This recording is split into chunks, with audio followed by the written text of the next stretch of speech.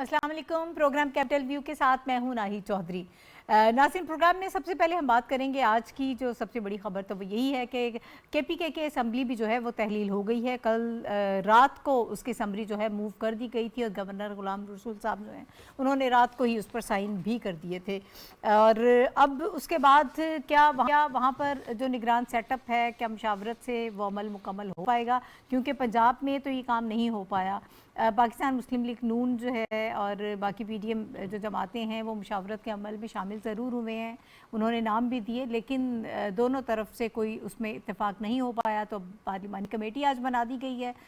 Speaker साहब, अब ज़ाहिर है वो डिस्कशन होगी। अगर पार्लिमानी कमेटी भी किसी एक नाम पर इत्तेफाक नहीं करती है तो फिर ये मामला इलेक्शन कमीशन तक जाएगा और फिर जो नाम सामने आएगा फिर सबको ज़ाहिर है कि उस नाम को एक्सेप्ट करना होगा।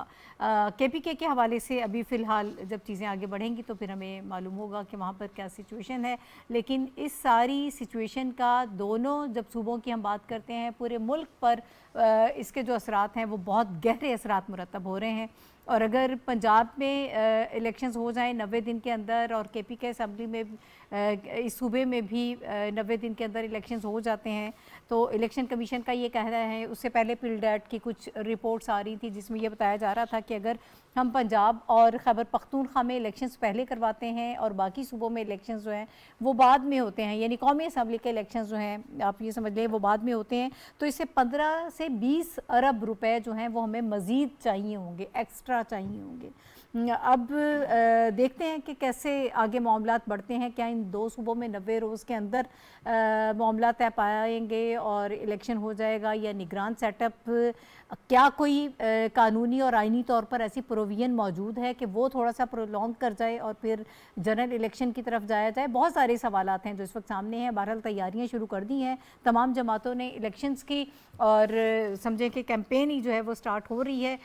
इसके हवाले से हम प्रोग्राम में बात करेंगे। मुझे इस वक्त ज्वाइन कर रहे हैं इस्लामाबाद स्टूडियो के साथ मौजूद हैं रशीद साफ़ी साहब, मारूफ तजियाकार हैं, सीनियर साफ़ी हैं। बहुत शुक्रिया रशीद साफ़ी साहब सर आपका हमें प्रोग्राम में ज्वाइन करने के लिए। इनके साथ हमायूं खान साहब हमारे साथ मौजूद हैं। हमायूं खान साहब भी मारूफ तजियाकार हैं। बहुत शुक्रिया हमायूं खान साहब आपके वक्त का भी। और वाया स्काइप इस वक्त मुझे ज्वाइन कर रहे हैं तारिक वहीद साहब। तारिक वहीद साहब का ताल्लुक़ खैबर पख्तूनख्वा से है, खैबर पख्तूनख्वा से है और बहुत सीनियर सहाफ़ी हैं। आप लोग इजाज़त दें तो ज़रा खैबर पख्तूनख्वा असम्बली की बात पहले करना चाहती हूँ, तो तारिक वहीद साहब को पहले इंगेज करते हैं। तारिक वहीद साहब, मुझे बताइएगा, खैबर पख्तूनख्वा असम्बली तहलील करने के हवाले से कल ही महमूद खान साहब ने कह दिया था कि हम तो चाह रहे थे कि 23 दिसंबर को हो जाए, लेकिन इमरान खान साहब ने नहीं की। लेकिन इसके बावजूद कुछ इख्तिलाफात थे, परवेज़ खटक साहब के हवाले से भी खबरें आ रही थी, शाह फरमान के हवाले से भी, लेकिन इसके बावजूद तहलील हो गई, बिलाखिर असम्बली तहलील हो चुकी है। अब आगे का जो है मामला कैसे तय पाएगा? निगरान वज़ीर आला के हवाले से मैं आपसे जानना चाहती हूँ, आगे मामला कैसे बढ़ेंगे, क्या लग रहा है आपको वहाँ बैठ कर? शुक्रिया नाहिद। बिल्कुल जिस तरह आपने बताया कि जब पंजाब के बाद खैबर पख्तूनख्वा असम्बली की तहलील की बातें हो रही थी, तो अभी 2 दिन कबल जब यहाँ पर पीटीआई खैबर पख्तूनख्वा की पार्लिमानी पार्टी और जो दीगर कायदीन थे, वीडियो लिंक के ज़रिए जब पीटीआई चेयरमैन से उनकी मीटिंग हो रही थी, तो दरून खाना ये इत्तात मौसूल हुई थी कि 2-3 मिनिस्टर और कुछ सीनियर रहनुमाओं ने खैबर पख्तूनख्वा असम्बली तहलील की मुखालफत की थी। और ये ज़राए बता रहे हैं कि बाकायदा बता दिया गया था कि पंजाब असम्बली की तहलील के बाद हमारे पास जो वाहिद मोर्चा सियासी रहता है वो खैबर पख्तूनख्वा है। और आपको याद होगा नाहिद के जो पीटीआई की का आगाज़ था, जो उनका वो आया था, ज़हूर हुआ था बाकायदा तौर पर, वो खैबर पख्तूनख्वा से 2013 में हुआ था। तो इसी बात को दोहराया गया था कि हमें ये मोर्चा नहीं छोड़ना चाहिए सियासी। ऐसा ना हो कि हमारे लिए फिर जो सियासी महाज है उसमें मसाइल सामने हो, बिलखसूस जो इंतखाबात की तैयारियां हैं उनके लिए भी एक इस तरह की एक मशीनरी की ज़रूरत उन्हें ज़रूरत थी। लेकिन चूंकि पीटीआई चेयरमैन ऐलान कर चुके थे, अना का मसला था और एक बंद गली में पीटीआई की आदत दाखिल हो गई थी, तो इन तमाम तजावीज़ को और तहफ़्फ़ुज़ात को पीटीआई चेयरमैन ने रद्द कर दिया। और उनके मुताबिक चूंकि ऐलान किया गया था और फिर उनके लिए इस मामले पर यूटर्न लेना मुमकिन नहीं था, तो बिल आखिर जो है असम्बली की तहलील कर दी गई। इसमें एक मज़े की बात ये रात को सामने आई कि जब खैबर वज़ीर आला खैबर पख्तूनख्वा ने समरी मूव की 10 बजे के करीब गवर्नर को, तो गवर्नर इस पिछले हफ्ते में 2-3 तकारीब में उनके साथ सहाफ़ियों की बातचीत हुई, इंटरेक्शन हुई, तो इस बात का इजहार कर चुके थे कि वो इसको गैर आईनी अमल करार दे रहे थे कि वो इस अमल का हिस्सा नहीं बनेंगे और वो इस एडवाइस पर दस्तखत नहीं करेंगे। खुद ब खुद असम्बली तहलील हो जाएगी, लेकिन वो इसमें अपना नाम शामिल नहीं करेंगे। लेकिन फिर अचानक ये हुआ कि जब एडवाइस गवर्नर हाउस पहुंची तो हैरत अंगेज तौर पर ये है कि गवर्नर अपने अमले समेत रात को 1 बजे जो है जी वो गवर्नर बिल्कुल। हाउस पहुंचे और फौरी तौर पर एडवाइस पर साइन कर दिए। तो ये अमल जो है बहुत से शुकूक व शुबहात को जो तो है जन्म तारिक दे साहब, रहा है। आज जब वो प्रेस कॉन्फ्रेंस कर रहे थे, उन्होंने कहा कि मैंने ये सोचा कि वक्त का ज़ाया होगा, मैंने वक्त बचाने के लिए कि 2 दिन मजीद क्यों आवाम का वक्त ज़ाया किया जाए, और जो काम रुके हुए हैं, पेंडिंग हैं, वो काम आवाम के नहीं रुकने चाहिए। 48 घंटे बाद खुद ब खुद तहलील हो जानी थी, इसलिए मैंने साइन कर दिए। अब बताएं बिल्कुल, तो वो हाँ, ये यही बात कर रहे हैं। बिल्कुल नाहिद, यही है कि ये जो अमल है, जो मतलब रात को इतनी इमरजेंसी नहीं थी। एक तरफ 1 हफ्ते तक गवर्नर ये कह रहे थे कि वो इस अमल का हिस्सा नहीं बनेंगे जी और बिल्कुल। फिर अचानक इस तरह पलटा आया कि रात को 1 बजे अमले को बुलाकर एडवाइस पर दस्तखत कर दिए। तो इस हवाले से जो ज़राए हैं वो ये कह रहे हैं कि जो पीडीएम के इत्तेहादी थे, जो अपोजिशन के इधर लोग थे, उनको खदशा था कि हो सकता है कि जो कल एक कार्ड हुकूमत की तरफ से खेला गया है, जो एमएनएस के इस्तीफे जी जी। मंजूर किए गए हैं, तो हो सकता है कि पीटीआई भी अपनी हिकमत अमली तब्दील करे और ऐसा ना हो कि ये एडवाइस वापस ही ना ले। तो ओके। मुमकिन तौर पर ये बताया जा रहा है कि इसलिए फौरी तौर पर रात गए इस एडवाइस पर दस्तखत किए गए कि ऐसा ना हो कि पीटीआई इस एडवाइस को वापस ले और ओके जो ओके। फैसला किया गया था तहलील का, इस पर यू टर्न ले ले ना ले ठीक है। ले, तो इस वजह से फौरी तौर पर इसकी तहलील मुमकिन बनाई गई। ठीक है। अच्छा, अब अगला जो मैंने सवाल किया था वो साफ़ी साहब अब मैं आपसे कर लेती हूँ कि आगे जो सेटअप है निगरान जो वज़ीर आला को लगाया जाएगा, तो क्या आपको लगता है कि उस पर इत्तेफाक होगा या फिर पंजाब जैसी सूरत हाल ही हमें मोर और लेस देखने में आएगी? नहीं, ये बहुत ही ऑब्वियस है कि इत्तेफाक तो नहीं हो सकता। पॉलिटिकल पोलराइजेशन इतनी हाइट पे है कि अगर हुकूमत चाहेगी भी, वफाक की बात कर रहा हूँ या पीडीएम की अगर हम बात करें, तो इमरान खान साहब का मिजाज ही नहीं है कि इनकी बात माने या इनके साथ कोई मुफाहमती रास्ता इख्तियार करें। तो मुझे तो नहीं लगता, बात तो उसी तरफ जा रही है। पार्लिमानी कमेटी भी, उसका भी मुझे कोई नतीजा खेज़ उसके होने का कोई इम्कान नहीं है। जो मुज़ाकरात इनके बीच में होंगे, जो सेशन होंगे, जी। बात जाएगी इलेक्शन कमीशन के पास ओके। और इलेक्शन कमीशन ही गालिब इम्कान है, 90% यही चांसेस है कि इलेक्शन कमीशन के पास जाएगी। इमरान खान साहब ने अपने तौर पर एक जिसको कहते हैं कि चालाकी करने की कोशिश की कि नासिर कोसो साहब को भी पंजाब के लिए निगरान वज़ीर आला नामज़द करने की लिस्ट में उनका नाम शामिल और किया। आपने उनसे पूछा ही नहीं। जी, मतलब नहीं, आप पूछे तो सही, आप रजामंद हैं, आप एक फोन लेकिन कॉल ही उसका कर लें। मकसद ये था कि 2018 में ये नामिनी थे शहबाज शरीफ साहब, जब house leader of the house थे पंजाब में, तो इस वजह से उन्होंने उनका नाम डाला। और फिर वो जो नसीर साहब है, उनकी भी इतनी हिप हुरे में उसका नाम शामिल किया गया था कि इस बात का भी उन्होंने जायज़ा नहीं लिया कि वो यूके नेशनल थे। उसका पासपोर्ट और उनकी सारी चीज़ें आज सोशल मीडिया पे गर्दिश और सुखेरा साहब के हवाले से आपको ज्यादा पता होगा, शायद कह रहे हैं कि 31 जनवरी को तो अभी रिटायर होना उनकी जो मुलाजमत के मसले है, तो इसका मतलब यही था कि उन्होंने मुफाहमत का या जो पार्लिमानी निज़ाम की स्ट्रेंथिंग करने का जो एक तरीका या जो एक प्रोसेस होना चाहिए था, कि ये बहुत सीधा आइन में इसका बहुत सीधा साधा तरीक़ाकार है कि वो लीडर ऑफ द हाउस और अपोजिशन लीडर जो है वो मिल के डिसाइड करते हैं कि निगरान वज़ीर आला कौन होगा। लेकिन वो तो होना ही नहीं था, तो उसके लिए 3 नाम उन्होंने ऐसे तजवीज़ कर दिए थे जिस पे इत्तेफाक मुमकिन ही नहीं हो सकता था।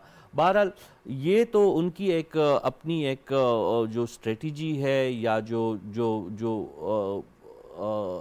एक ऐसा अमल जो इमरान खान साहब का वतीरा है को किसी सूरत भी मुफाहमत की तरफ नहीं आना चाहते और बिगाड़ की जो सूरत पैदा करने की कोशिश की। अब देखिए, कौमी असम्बली से खुद अभी तक 1 साल से वो अप्रैल के महीने से ये लोग इंसिस्ट कर रहे थे कि हमारे इस्तीफ़ों को मंजूर किया जाए। अब जब इलेक्शन कमीशन ने और स्पीकर हाउस और असम्बली सेक्रेटरीट ने कुछ जो 34-35 अरकान के इस्तीफ़ों को मंजूर किया है, तो अब उस पर नाराज़गी है और उस पर जो है असद कैसर साहब कह रहे हैं कि स्पीकर ने जो है खिलाफ कानून काम किया है।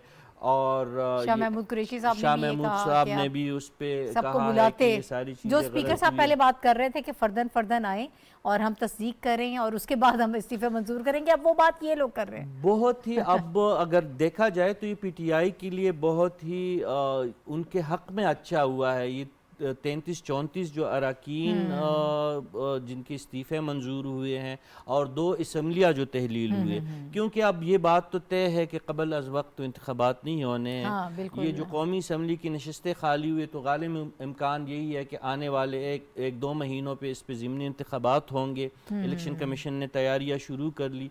केपी और पंजाब में भी हो सकते हैं कि 2 सूबाई असम्बलियों के इंतखाबात हो जाए। तो ये तो उनके लिए, अगर उनकी पॉपुलैरिटी इतनी ज़्यादा उनको ज़ुग़म है, इमरान खान साहब ये समझते हैं कि वो बहुत ही पॉपुलर लीडर है, तो अपनी पॉपुलैरिटी दिखा दे। लेकिन अब क्या किया जाए, जो लोकल गवर्नमेंट इलेक्शन सिंध में हुए, स्पेशली कराची में जो उनके साथ जो कुछ हुआ, वो नताइज तो इमरान खान साहब उनकी पार्टी के लिए बहुत हैरान कुन और परेशान कुन है। और आज तो इमरान इस्माइल साहब ने बहुत ही निराली और लेकिन बहुत हकीकत पे मबनी बात कर ली कि हमने ये तसव्वुर कर लिया था कि इमरान खान साहब बहुत पॉपुलर है और उस पॉपुलरिटी के बुनियाद पे कराची के लोग हमें वोट देंगे, लेकिन उन्होंने वोट नहीं दिया।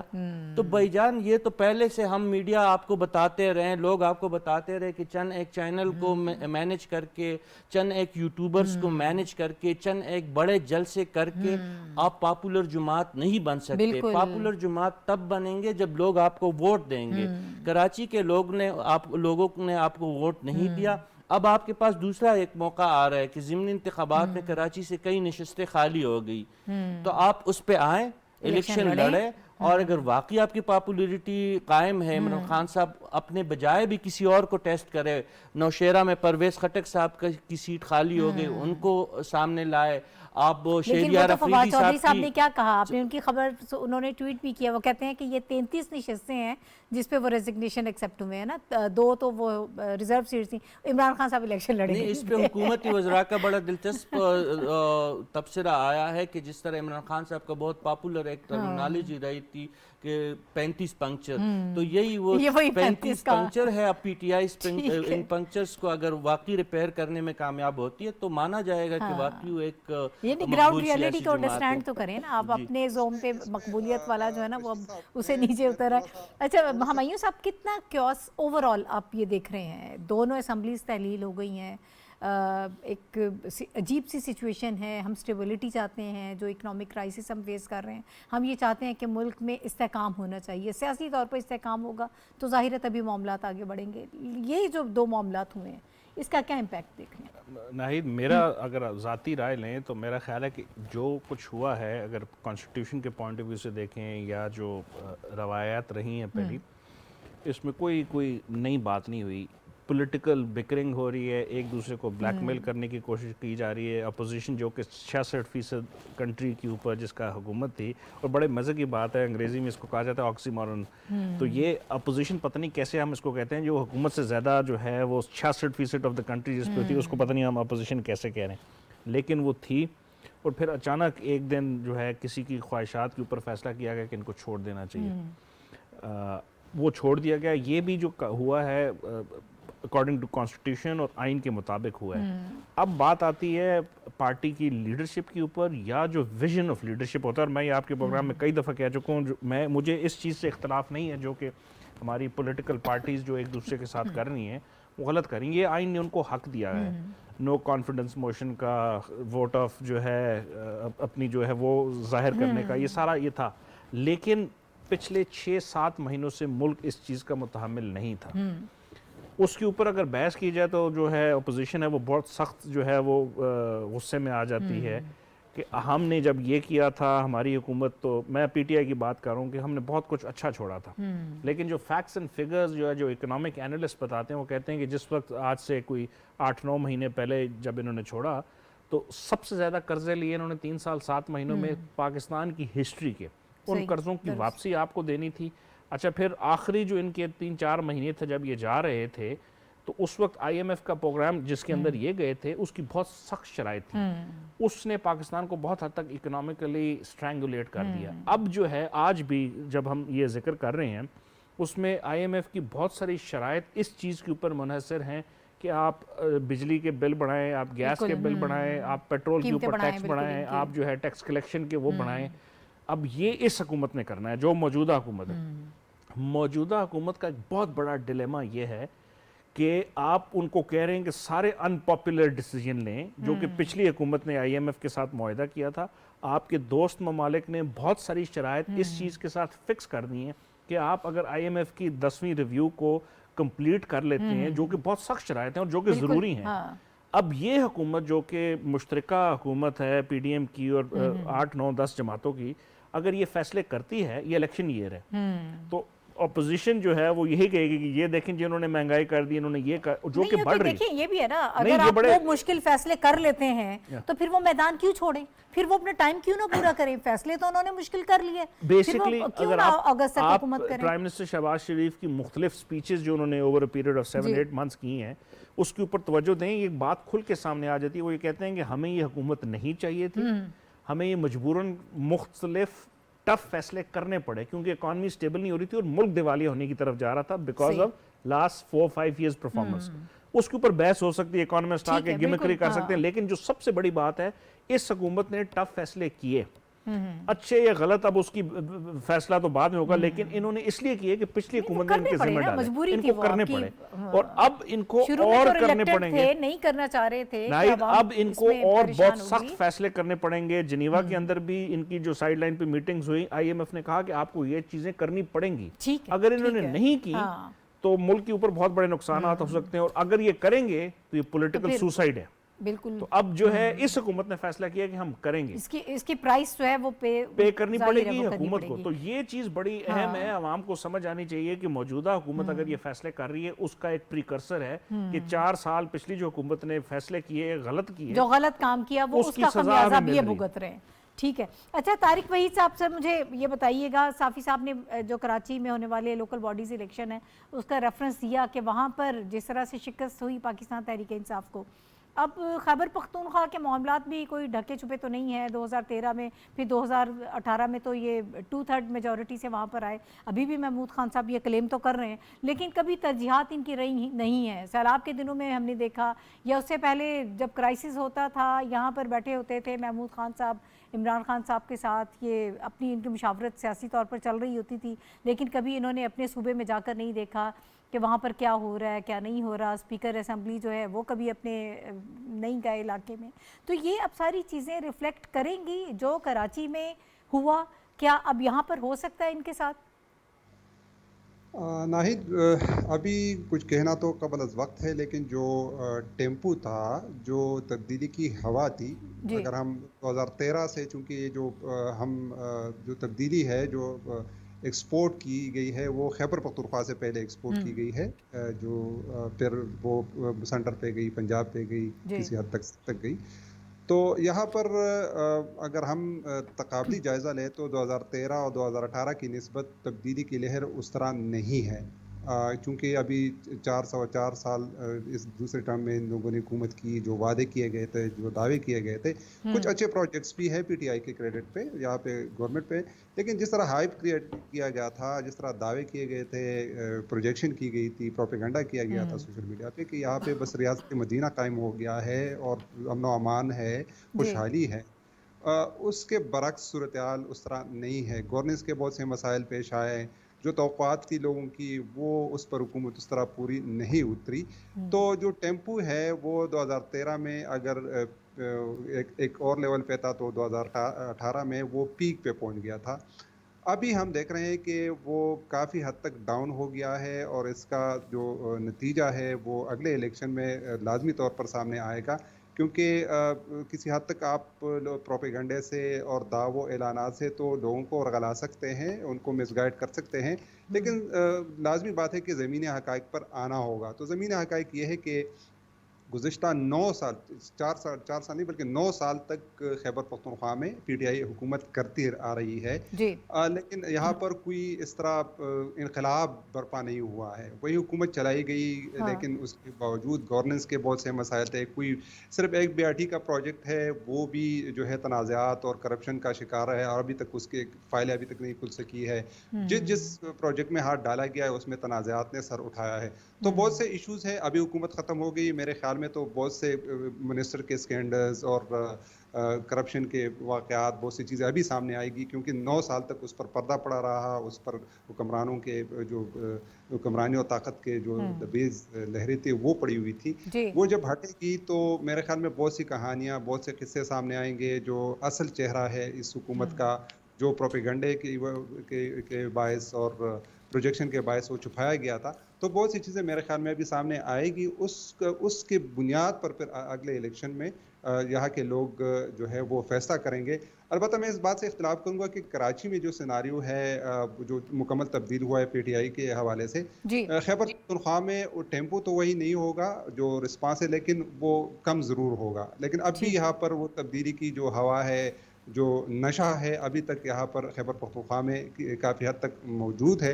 लेकिन उसका जो असल अहाता है वो अगले इलेक्शन में ही मुमकिन होगा। दूसरी बात जो साफ़ी साहब ने बात की है, उसमें ज़रा मैं पूरा कुछ ऐड कर लूँ कि MNAs के इस्तीफ़े मंजूर किए गए हैं। तो अभी PDM के जो आला ओहदेदार हैं उनसे हमारी बात हुई है कि अगर इमरान खान इन तमाम नशिस्तों पर इलेक्शन लड़ते हैं तो PDM की तरफ से, अपोजिशन जमातों की तरफ से जो हिकमत अमली बनाई गई है वो भी काफ़ी दिलचस्प है कि उनका प्लान, मुजवज़ा प्लान ये है कि इमरान खान को बिला मुकाबला वो इन नशिस्तों पर कामयाब कराएंगे। तो लाजमी बात है कि जब अगर 34-35 नशिस्तों पर इमरान खान बिला मुकाबला कामयाब होंगे तो उन्हें एक नशिस्त रखनी पड़ेगी। बिल्कुल, हाँ। तो फिर दोबारा उस पर इलेक्शन होंगे, फिर एक लंबा चौड़ा प्रोसेस होगा। तो इस दफ़ा जो मेरे ख्याल में जो इमरान खान की तरफ से जो कार्ड पिछले ज़िमनी इलेक्शन में इस्तेमाल किया गया था, उसको काउंटर करने के लिए भी PDM ने हिकमत अमली अपनाई है। ठीक है। अच्छा साफ़ी साहब, इसी हिकमत अमली पे थोड़ी सी आपकी राय लेना चाहती हूँ। कल ये मौलाना फजलुर रहमान साहब की फ़ौरी स्टेटमेंट आ भी गई थी उन्होंने, फिर उसके बाद राना सनाउल्लाह साहब ने भी 1-2 इंटरव्यूज़ में कहा कि हम इलेक्शन कॉन्टेस्ट नहीं करेंगे। लेकिन पाकिस्तान पीपल्स पार्टी PDM का हिस्सा नहीं है और वो नहीं छोड़ते हैं मैदान, हमेशा वो इलेक्शन कॉन्टेस्ट करते हैं। आपको ये लगता है कि वो भी ऑन बोर्ड होंगे या कुछ आज़ाद उम्मीदवार जो हैं कॉन्टेस्ट करना चाहें? नहीं, देखिए, कौमी सतह पे तो PDM का एक फ़ाल जो भी पॉलिसी होती है तो उस पर पीपल्स पार्टी साथ देती है। और अगर जिस तरह तारिक वहीद साहब की खबरें हमेशा दुरुस्त साबित होती है तो उनकी अगर ये PDM की पॉलिसी इमरान खान साहब के हवाले से यही रही कि उन्हें बिला मुकाबला मुंतखब करवाया जाएगा, तो ऐसे हालात में मुझे नहीं लगता कि पीपल्स पार्टी की तरफ से कहीं पे कंटेस्ट किया जाएगा। ठीक है। और वाकई उनके इमरान खान साहब की जो अपने जो अब भी मकबूलियत के घोड़े पे बहुत सवार भी है और उसको सर पर दौड़ा भी रहे हैं, तो इनका तोड़ यही है। लेकिन इस पूरे प्रोसेस का एक ही नुकसान हो रहा है कि पार्लिमानी निज़ाम को कमज़ोर किया जा रहा है, इसकी तज़यीक़ की जा रही है। जो हमारे पार्लिमानी इदारे जो पहले से कमज़ोर है, मज़ीद उनको दीगर इदारों के मरहून मिन्नत किया जा रहा है। अब देखिए, ये सादा सा एक अमल है, आईन में उसके लिए कोई अभाम ही नहीं है। जो निगरान वज़राला का इंतखाब है या उनकी जो तकर्रुरी है, इसमें अगर अपोजिशन लीडर और लीडर ऑफ द हाउस बैठ जाए और ख़ुद फैसला करे, दूसरों को ना करने दे, तो क्या कबाहत है। फैसला तो वही होना है जो इस वक्त आपकी वफाक में जिनकी हुकूमत है, अपोजिशन लीडर को भी आपने जो है उनको ऑन बोर्ड लेना होगा। और ज़ाहिर है दोनों एक दूसरे की बात नहीं मानेंगे और इलेक्शन कमीशन को डिक्लेयर कर दिया है PTI ने अपना एक दुश्मन के तौर पे। तो मुझे नहीं लगता, वैसे इलेक्शन कमीशन का तो अभी तक दावा यही है कि उनका हर इकदाम जो है आईन और कानून के मुताबिक होता है, लेकिन इसमें यही मुझे लग रहा है कि बात इलेक्शन कमीशन के पास आएगी और इलेक्शन कमीशन जो भी फैसला करेगा फिर वो आपको मानना पड़ेगा। नहीं, वो मानना तो पड़ेगा, लेकिन उस पर इमरान खान साहब जरूर एतराज करेंगे। तो वही बात कि अपने बेहतर तरीका तो अब भी है कि बात वहीं पे है कि CM KP और CM पंजाब अपोजिशन लीडर्स के साथ मिलके या उनकी पार्लिमानी पार्टीज जो है उनके जो कमेटी है वो मिल के फैसला करे। अब ये जो बाकी सिनारियो है ओवरऑल जो पाकिस्तान में जो इस वक्त सूरत हाल सामने आ रही है, तो इसमें भी अब सियासतदानों को एक दूसरों को नीचे गिराने, एक दूसरे के साथ जो है लड़ाई लड़ने और एक दूसरे की तज़यीक़ और एक दूसरे की जो है सियासी साख को नुकसान पहुँचाने की बजाय अब मुफाहमत का रास्ता इख्तियार करना होगा। इमरान खान साहब ने जो कुछ करना था कर लिया, हर चीज़ उन्होंने चेक कर ली है। अब वक्त ये आ गया है कि ये तमाम सियासी जमातें एटलीस्ट और कुछ ना करें। इस वक्त इलेक्शन रिफॉर्म्स कंप्लीट तो वो मुमकिन ही नहीं है। एक तो वक्त बहुत कम है इस हुकूमत के पास भी, और इमरान खान किसी सूरत इस हुकूमत को अलाउ भी नहीं करेंगे को मुकम्मल इलेक्शन रिफॉर्म करे। लेकिन बेहतर तरीका ये है कि इलेक्शन फ्रेमवर्क पे ये तमाम जमातें PDM की और PTI की समेत ये कोई काबिल अमल लाएअमल के तहत जाए।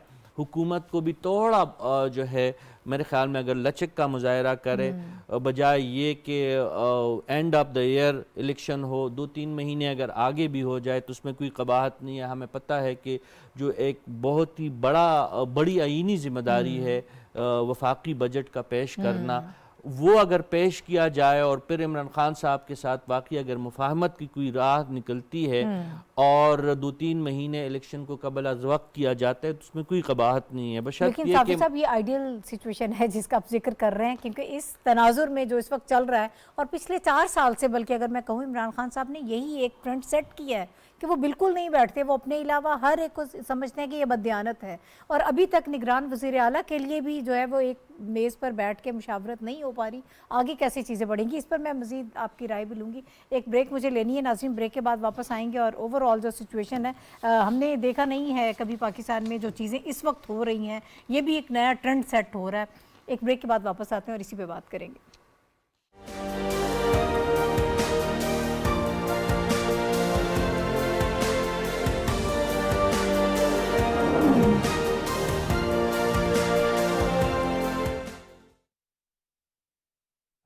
वफाकी दारुल हुकूमत इस्लामाबाद में मुनाफा बख्श सरमायाकारी का सुनहरी मौका। CDA लाया अपने डेवलप्ड सेक्टर्स में मुख्तलिफ साइजेस और कैटेगरीज के रिहायशी commercial plots, apartments, flats, hotel plots, industrial plots, hospital, petrol pumps, class 3 shopping centres, agro farms और स्कूल के प्लॉट्स का शानदार नीलाम आम 24 से 26 जनवरी 2023 जिना कन्वेंशन सेंटर इस्लामाबाद में सुबह 10 बजे CDA की साख और कानूनी तहफ़्फ़ुज़ के साथ।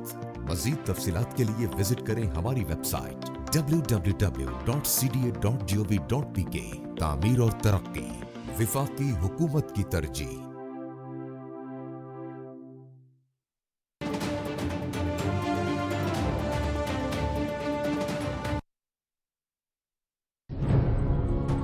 शामिर के अलावा किसी और से शादी नहीं करूंगी। एक बात याद रखो ज़ैना, मेरे घर के दरवाजे तुम्हारे लिए हमेशा के लिए बंद हो गए हैं। तुमसे रिश्ता जोड़ने के लिए उसने अपने अब्बू के सामने सर नहीं झुकाया। अब ज़ैना को खुश रखना मेरी जिम्मेदारी। अब तो ज़ैना को करीब से देखना पड़ेगा, क्योंकि ज़ैना आज से मेरी मोहब्बत बनी। सॉरी शाम।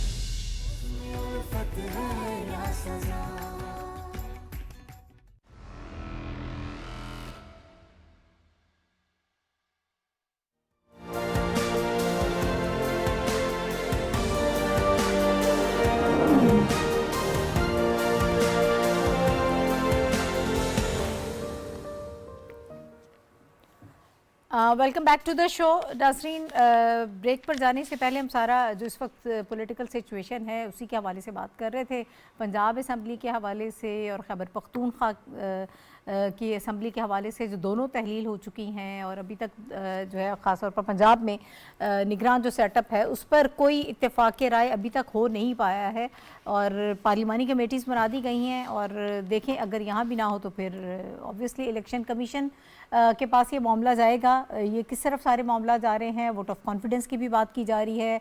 और कल जो खबर थी वो भी बहुत इंपॉर्टेंट थी कि 35 जो लोग हैं पाकिस्तान तहरीक इंसाफ के, उनके कौमी असम्बली में इस्तीफ़े मंजूर कर लिए गए। तो ये सब चीज़ें जो हैं इस वक्त हम डिस्कस कर रहे हैं। इस वक्त मुझे रफ़ीक रिजवाना साहब जो हैं वो ज्वाइन कर रहे हैं, साबिक गवर्नर पंजाब हैं, बहुत सीनियर रहनुमा हैं। तो उनसे हम समझ लेते हैं ये सारी सिचुएशन के आगे मामलात कैसे बढ़ेंगे, उनकी क्या हिकमत अमली है। बहुत शुक्रिया रफ़ीक रिजवाना साहब सर आपका हमें प्रोग्राम में वक्त देने के लिए। जो पंजाब में सूरत हाल है, अभी तक मामलात आपस में मुशावरत से तय नहीं पाए सर। पार्लिमानी कमेटीज़ बना दी गई हैं, आपको क्या लगता है कि इन कमेटीज़ में आपस में बैठकर कुछ तय हो जाएगा या फिर आगे इलेक्शन कमीशन की तरफ जाया जाएगा? देखिए, ऐसे मामलात पाकिस्तान में चल रहे हैं, लगता कुछ है और होता कुछ है जी। और मेरी दुआ है कि ऐसा तरीके से जो हो जाए। पहला हाँ। तरीका तो वही था कि जो नाम दिए उन पर किसी पे इत्तफाक हो जाता, हाँ। मगर अनफॉर्चुनेटली पाकिस्तान की सियासत में और ख़ासतौर पर आजकल के दौर में ख़ासतौर पर कुछ मेहरबानों की वजह से इत्तफाक का लफ्ज़ लगता है कि वो हमारी सियासत से गायब हो गया। तो बाकी रही बात के पार्लिमानी कमेटी बना ली है, साफ जाहिर है पार्लिमानी कमेटी भी अपनी डिस्कशन तो करेगी और अपनी जमात के जो हिदायत हैं या अपनी जमात की जो कंसल्टेशन है उसके मुताबिक देखेगी। अगर खुदा न खास्ता ये भी ना हुआ तो इससे पहले कि ये इलेक्शन कमीशन में जाए तो आवाम की तरफ ये मैसेज तो अच्छा नहीं जाएगा।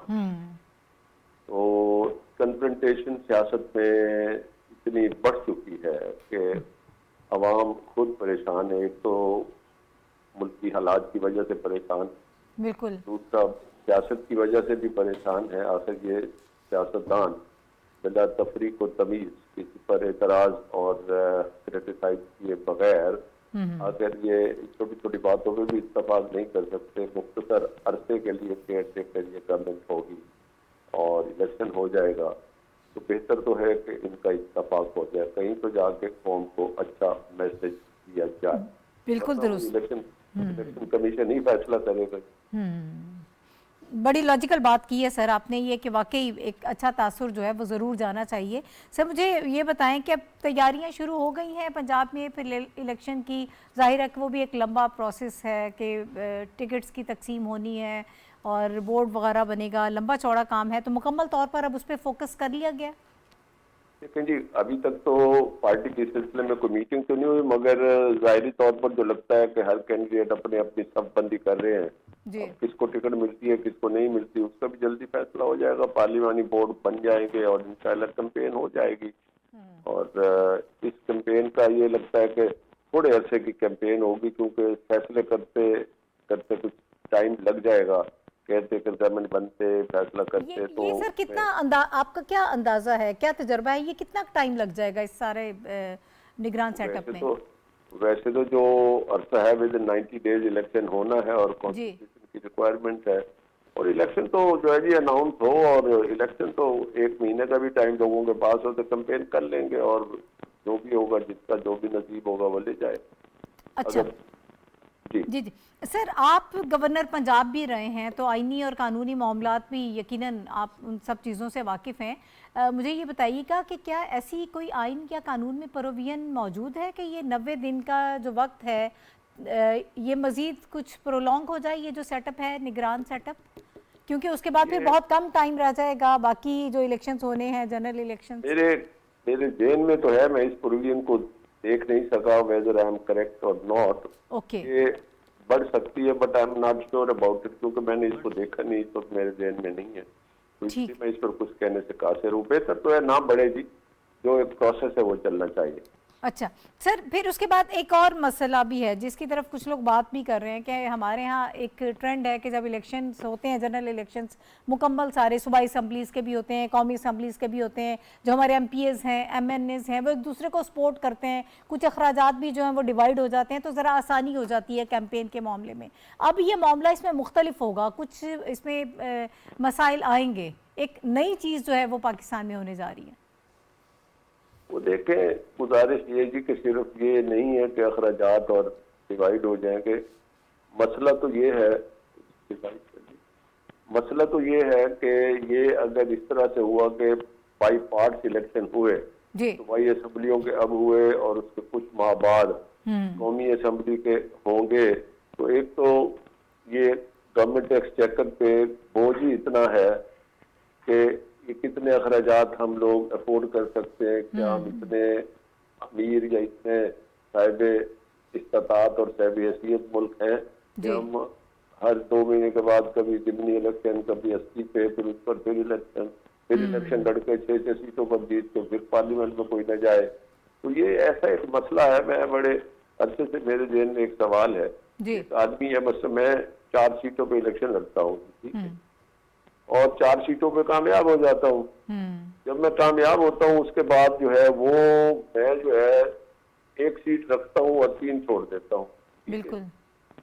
तो वो फिर वो खर्चा तो आवाम के टैक्सों का जो है, टैक्सों से पैसे से वो बाद में फिर वो 3-4 हल्कों का, बकाया हल्कों का दोबारा इलेक्शन होगा। तो मैं अभी ये तो वैसे अब कानून में, आइन में किसी जगह ये गुंजाइश नहीं है, तो ऐसी लेजिस्लेशन होनी चाहिए कि जो बंदा 4 या 3 या 5 या 6 हल्कों पे ऑप्ट करता है और 1 पे रख के बाकी इस्तीफे दे देता है, तो बाकी जो खर्चे हैं उसका इलेक्शन का खर्चा वो आवाम को बार बार कोफ्त होती है। तो और ये एक ऐसा प्रोसेस है कि जनरल इलेक्शन एक वक्त होना चाहिए, अदरवाइज ये फिर ये रविश चल पड़ी कि अब मार्च या अप्रैल में 2 सूबाई असम्बलियों के हो जाएं और फिर कौमी असम्बली के अपने टेन्योर पे हो, तो ये पाकिस्तान के लिए मुनासिब नहीं है। अब इसके 2 लॉजिक हैं। एक तो है कि अगर आप दूसरे फरीक यानी कि पीटीआई के फरीक की तरफ से बात हो तो वो कहेंगे जी आप नेशनल असम्बली तोड़ दें और एक इलेक्शन करा दें। अब असल में मकसद तो इमरान खान साहब का यही है कि वो जनरल इलेक्शन चाहते हैं ताकि उनकी वजारत उज़्मा तक बकौल उनके और उनकी अपनी ख्वाहिश के मुताबिक वो चाहते हैं कि मैं दोबारा जनरल इलेक्शन लड़के फिर शायद मैं जीत जाऊं और वजीर आजम बन जाऊं। तो उसके लिए उन्होंने 2 असम्बलियां भी तोड़ दी।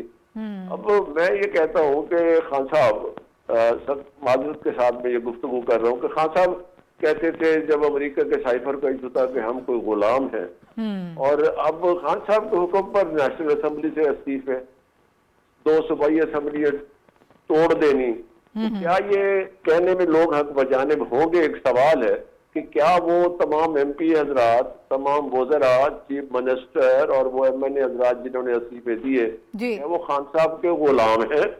क्या वो खान साहब के एक हुक्म की वजह से तमाम शिकस्त और रेख्त हो गई, असम्बलियां टूट गई और इस्तीफे दे दिए? तो इस बात को एक फूड फॉर थॉट है, सोचने के लिए है।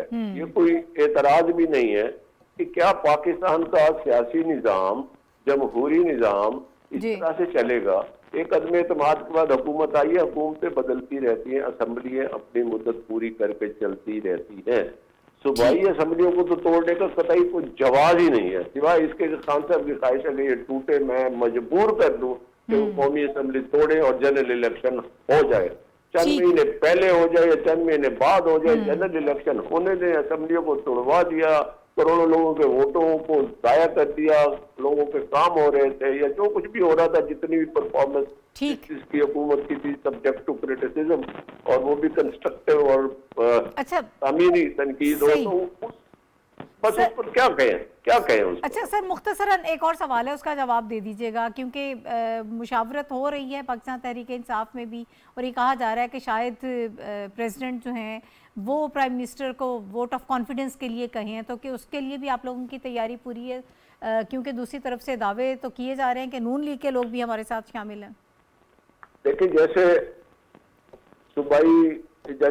सूबाई वज़रा आला का पाकिस्तान के आइन में आर्टिकल 130 सब आर्टिकल 7 के तहत प्रोविजन है कि गवर्नर साहब अगर महसूस करें कि अपना वजीर आला साहब हाउस की मेजॉरिटी का एतमाद खो चुके हैं, तो उनको कह सकते हैं कि आप एतमाद का वोट लें, जैसे पंजाब में हुआ। इसी तरह से आर्टिकल 91 सब आर्टिकल 7 इसी तरह की ही प्रोविजन है, जिसमें सदर साहब अगर महसूस करें कि prime minister has lost his confidence of the majority of the national assembly, तो ही में ask him for vote of confidence. ये तो हो गई सदर साहब का इख्तियार।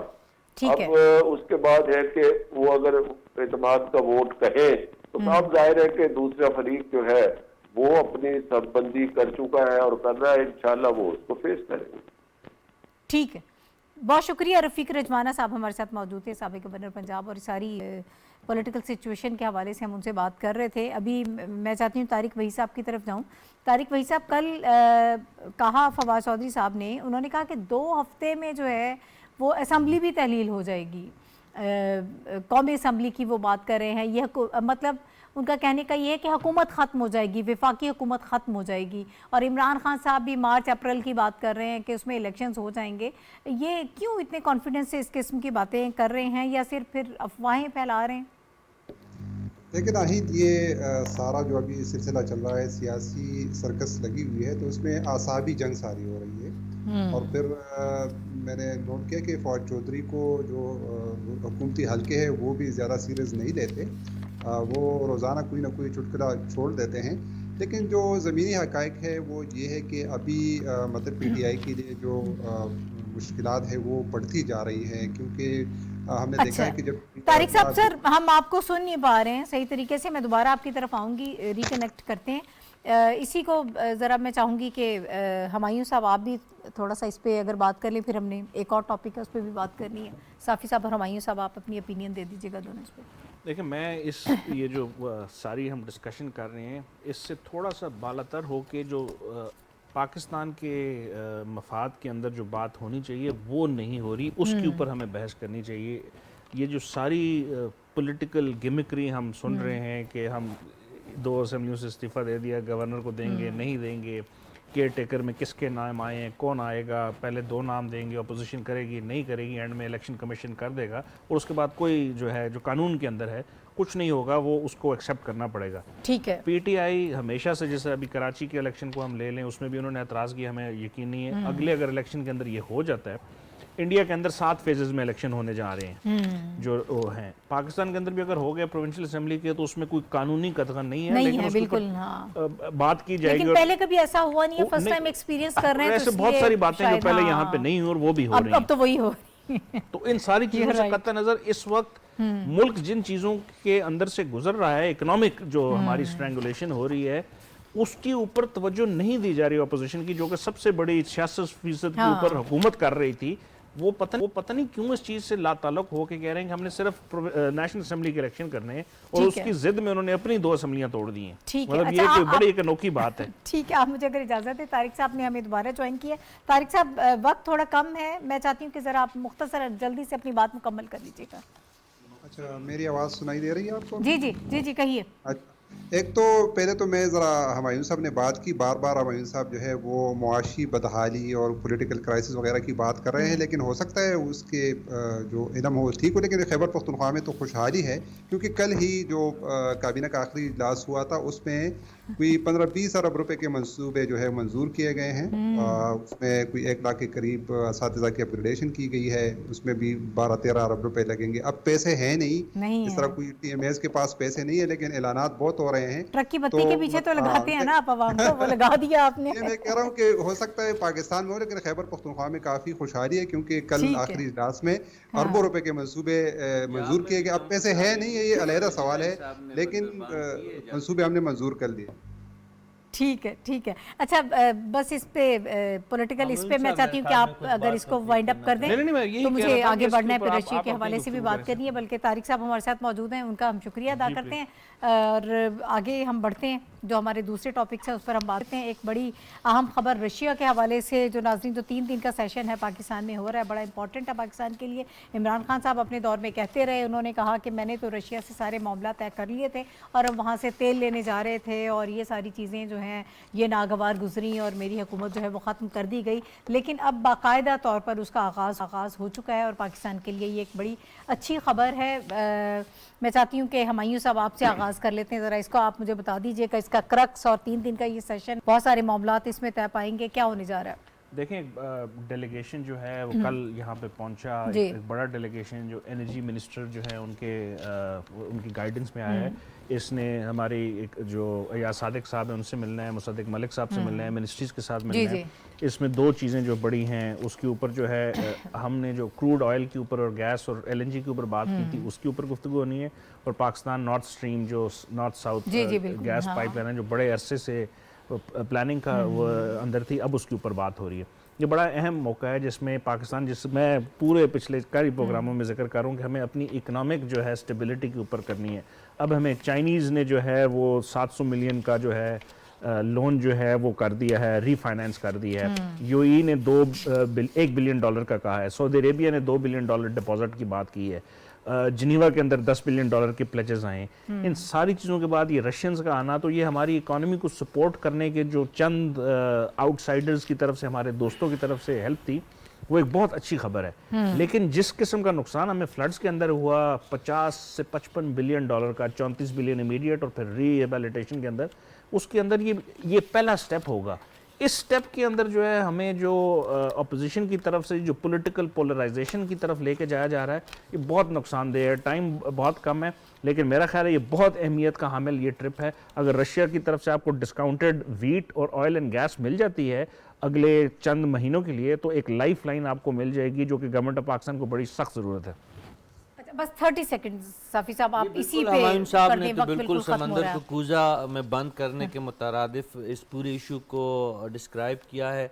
जो हमारे हैंडसम प्रीवियस वज़ीर-ए-आज़म साहब थे, उनका तो जो आपने अपने इब्तिदाइया में कहा कि उनका तो कहना यही था कि उनको हुकूमत से इस बहस पे निकाला गया था कि वो चूँकि रशिया से गंदम और पेट्रोलियम मसनूआत लाना चाह रहे थे। लेकिन अब वो हकीकत खुल रही है कि कुछ भी नहीं हुआ था। इसी हुकूमत ने पहले अपना डेलीगेशन वहाँ पे भिजवाया, अब उनकी तरफ से सरकारी डेलीगेशन जो पूरी दुनिया देख रही है, तो अमली इक़दामात शुरू हुए हैं और हम यही उम्मीद करते हैं। देखिए, जो नाइबर और नज़दीक जो हमारे ममालिक है, उनके साथ जितने भी हम तिजारत को फ़रोग़ देंगे, पाकिस्तान का भी फ़ायदा है, हमारे पड़ोस को भी फ़ायदा है, और बीच में देखिए अफ़गानिस्तान का भी फ़ायदा हो सकता है अगर कासा 1000 का मंसूबा हो जाए, तरमीज़ और पेशावर का प्रोजेक्ट हो जाए, और चीन से अगर गंदम और पेट्रोलियम की सप्लाई के मुआहदे हो जाए, तो ये तो इससे बड़ी बात, सॉरी रूस से, तो इससे तो कोई बड़ी बात हो ही नहीं सकती। ठीक है, ये पाकिस्तान के लिए यकीनन एक अच्छी खबर है और आइंदा आने वाले दिनों में अवाम को